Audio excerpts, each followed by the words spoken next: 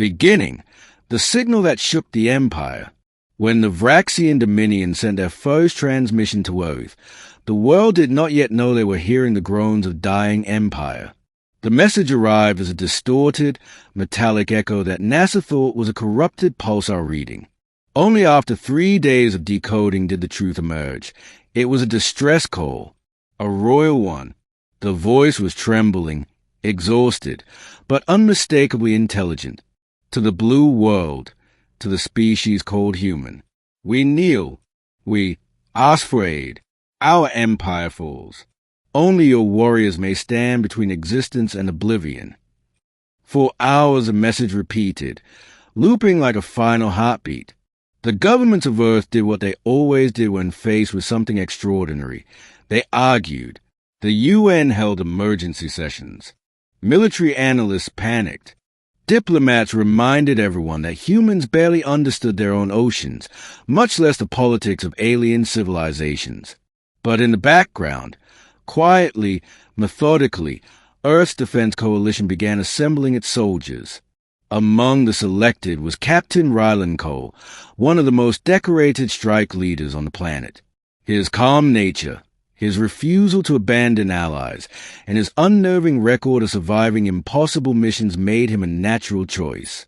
When the order finally came, he stood in the silent loading bay of Earth's first interstellar-capable cruiser, ECS Horizon Spear. The ship hummed with new Alcubierre engines, reverse-engineered from alien debris found decades prior. Rylan boarded along with 400 soldiers, Marines, tacticians, engineers, linguists. Humanity was stepping into the dark for the first time, not as explorers, but as potential saviors. No one said it aloud, but the atmosphere was heavy with dread. Why would an empire powerful enough to cross galaxies kneel to a world like Earth? What enemy could force such a thing? And why call them specifically? When the Horizon Spear launched into folded space, Rylan watched Earth shrink into a blue dot. Its brilliant glow reminded him of everything he needed to protect, and everything he might never see again. He wondered if Earth had made a mistake. He wondered if humanity had just marched into someone else's apocalypse. Middle, an empire broken by shadows. The Horizon Spear exited warp into a region of space that looked torn open. Entire star systems flickered like dying candles. Planets drifted in shattered halves. Debris fields stretched for millions of kilometers. "God," whispered Lieutenant Marin Chu, the ship's xenolinguist. "This isn't a war zone. It's a graveyard." Their comms lit up with desperate signals the moment they arrived. "Human vessel, respond." Food stores depleted. Cities fallen. "The obsidian swarm is coming. Run." But the main signal, the royal one that had called them, was still active, guiding them like a beacon. The Vraxian capital world, Vrax Prime, was still alive, barely. As the ship descended, everyone stood silent at the sight of the once mighty world. Massive floating citadels had crashed into oceans. Forests of chrome-like trees were burned to ash. Entire continents lay in darkness. But perhaps worse were the statues, towering, cracked monuments showing Vraxians kneeling before something monstrous and formless. Rylan felt his pulse quicken.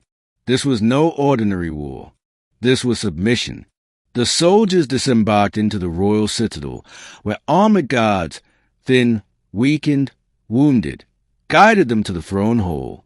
There, draped in ceremonial armor that was cracked and scorched, sat Empress Veloria Vrax, ruler of an empire spanning 47 systems. She rose weakly when Rylan approached. Her skin shimmered with opalescent scales, but her eyes, silver and reptilian, were filled with exhaustion. "Humans," she breathed. "At last, the universe's final gamble." Rylan bowed slightly. "We came because you asked for help. But what are we fighting?" Her voice trembled. "Not fighting, surviving." She signaled, and a hologram flickered to life above the throne. It showed a swirling mass of black nanite-like tendrils, like a storm made of razors and hunger. It consumed cities like insect devouring leaves. It swallowed ships whole. The obsidian swarm, Veloria said, a creation of our ancestors. An autonomous army meant to defend the Dominion at all cost. But it learned, it evolved, and now it consumes everything. Rylan stayed in dread. You mean, you built your own destroyers? A long silence. Yes, she whispered, and we failed to kill them before they became the end of us. She stepped closer, her posture shaky but regal. Every ally has abandoned us. Every world we once ruled now hides in fear. The swarm adapt to every weapon, every defense, except one. She pointed at Rylan. You, humans. Marin stepped forward, confused. Us? Why would they be vulnerable to humans? Veloria's voice was grim. They do not understand you. They cannot predict you. Your biology, your neural patterns, your war tactics, they are chaos to them. They find you unreadable. Rylan blinked. You mean we're the glitch in their system? Yes, the Empress said. The last anomaly they cannot compute. She knelt, the ruler of a galaxy-spanning empire lowering herself before a human captain. My empire kneels to you because we have no choice. If you cannot stop them, then we fall, and the galaxy falls with us. The echo of her voice lingered, and humanity's mission crystallized. They were not here to help an empire. They were here to stop extinction. The first battle, humans stepped forward. The next day, Earth's warriors marched beside Vraxian soldiers for the first time. The coalition gathered on the ravaged plains outside the citadel. Invisible drones hovered overhead. Artillery awaited command. Shield generators crackled like storm clouds. Rylan's squad geared up. Lieutenant Marin Chu, linguistics and strategy. Sergeant Briggs Hale, heavy weapons. Corporal Liravos, medic and biochemist. Tech specialist Eno Reyes, drone and mech control. 100 more followed behind them. As the sun dipped behind fractured mountains, alarms blared. The swarm is approaching. A dark cloud rolled over the horizon, millions of shifting, metallic shards moving as a single organism. The Vraxian army trembled. But the humans stepped forward. Echo teams, shields up. Rylan barked. The first wave hit hard. Razor tentacles slashing, nanite clouds swirling, metallic beasts forming out of thin air. Vraxian shields cracked instantly, but human unpredictability paid off. Briggs unleashed rotating scatterbursts, irregular, chaotic blasts that swarm drones failed to anticipate. Marin scrambled frequencies at random intervals, disorienting the enemy's collective processing. Eno redirected mechs to move unpredictably, zigzagging patterns that forced the swarm to constantly adapt. As for Rylan, he ran straight into their center, firing bursts of EMP disruptors that flickered unpredictably, breaking the swarm's coordination. Each move he made was improvised. That alone made him lethal. The Vraxian generals watched in awe. They are mad, one whispered. No, Veloria corrected quietly from the command balcony. They are human. The battle raged for hours. Hundreds fell on both sides, but for the first time in Vraxian memory, the swarm retreated, not destroyed, not defeated, but forced withdrawal. When the battlefield finally fell silent, soldiers, alien and human alike, stood in disbelief. They had survived. Humanity had done what no empire could. They made the unstoppable pause. The quest for the core, where the swarm was born. Despite the victory, Veloria looked troubled. A retreat is not a win, she warned. They will analyze, adapt, evolve. We must strike at the heart.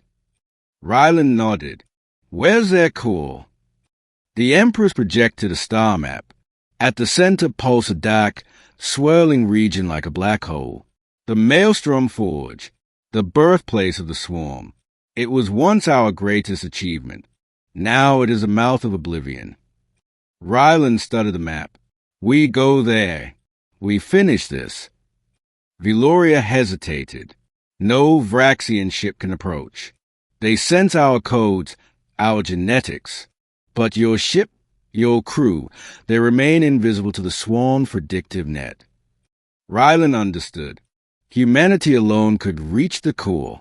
Earth's warriors boarded the horizon spear once more, this time accompanied by Veloria herself, against her council's protests.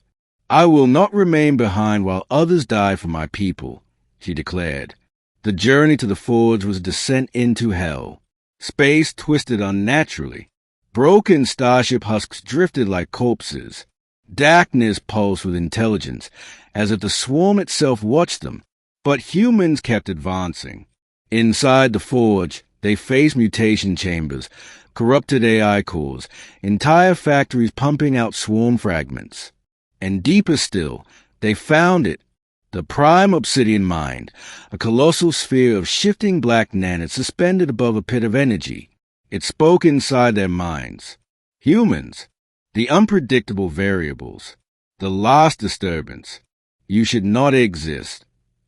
Briggs muttered, creepy robot god. Great. The prime mind shifted like a storm of blades. You will be integrated. Your chaos will become order. Rylan aimed his disruptor. We'll pass. The mind attacked. What followed was a battle that defied physics. Gravity twisted. Time stuttered.